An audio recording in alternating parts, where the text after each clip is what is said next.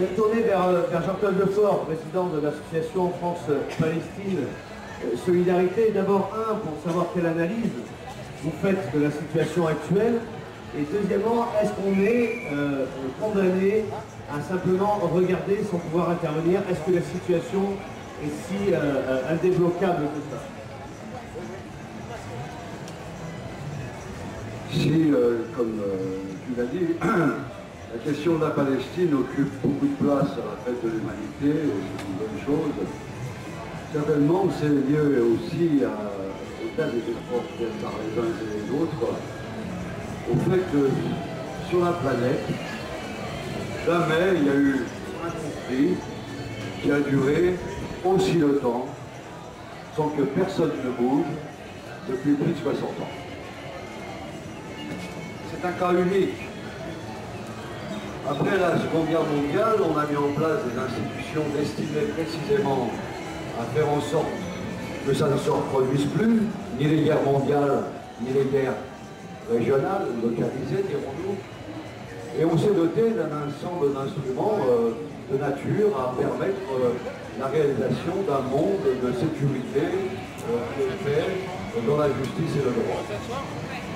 Or, force est de constater que si, au niveau international, les autres crises, les autres guerres, les autres endroits dans le monde où il y a eu des conflits qui se sont développés, il y a un seul endroit où, au-delà des paroles, aucun acte n'a suivi, c'est précisément ce conflit israélo-palestinien. Donc il y a un sentiment véritablement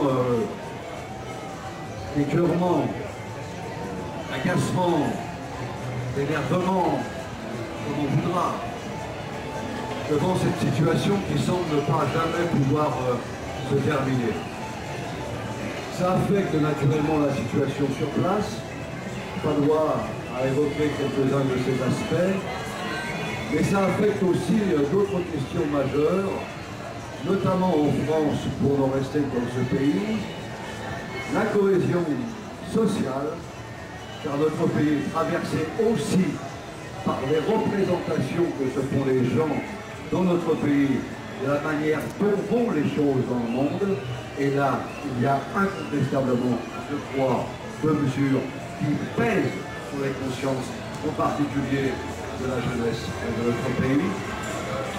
Et puis aussi, en voyant bien que le conflit israélo-palestinien, au point où nous en sommes, les évolutions constatées dans la région, peut, soit directement, soit à cause de lui, soit en bannière de lui, je dirais, se transformer, ni plus ni moins, qu'en conflit mondial.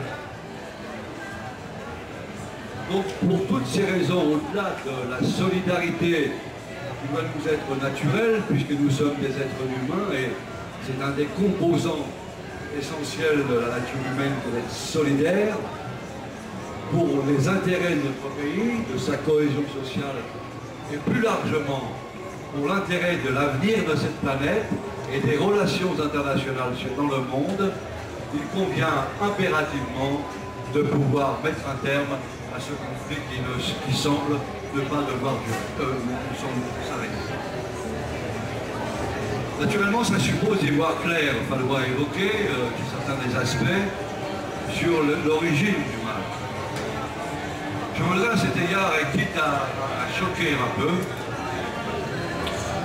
dire que personnellement, je comprends volontiers qu'on utilise, s'agissant de la situation sur place, le terme d'apartheid. Parce que naturellement, toute politique de colonisation a une incontestable dimension de ségrégation comme peuvent le vivre les Palestiniens. Mais je voudrais surtout mettre en évidence, en évoquant ce thème, un point majeur. C'est que l'apartheid qui s'est développé en Afrique du Sud concernait, dans un pays constitué, qui s'appelait l'Afrique du Sud, le fait qu'une minorité blanche, 10% de la population, ségréguait 90% de la population parce que noire. Je ne dis pas qu'il n'y a pas des dimensions de cette nature en Palestine, mais je dis que la solution d'Afrique du Sud, à laquelle nombreux ont contribué, s'appelait démocratie. La situation en Palestine est d'une autre nature. Nous avons affaire à un État qui occupe un autre peuple, d'autres territoires qui ne lui appartiennent pas. Et la solution ne s'appelle pas uniquement démocratie, la solution, elle s'appelle application du droit international et donc deux États. Deux États. Ce qui n'est pas pareil qu'un État en Afrique du Sud. Là, il faut deux États, tout le monde connaît les paramètres pour les mettre en œuvre. Je ne discute pas l'utilisation du terme, mais on comprendra ce que je veux dire par là. C'est que nous ne sommes pas terme à terme dans la même situation et que par excès de comparaison, on pourrait tomber dans un excès de mauvaise traduction politique. Donc, ce conflit dure depuis plus de 60 ans.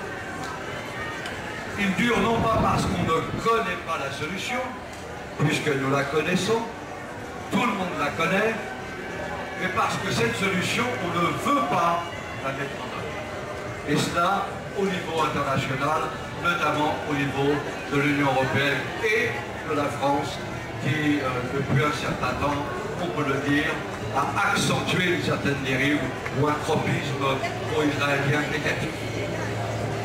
D'où l'idée de mettre un terme par les citoyens à cette impunité dont bénéficie l'État israélien et non pas le peuple israélien. D'où la campagne qui a été lancée de boycott des investissements sanctions. C'est une idée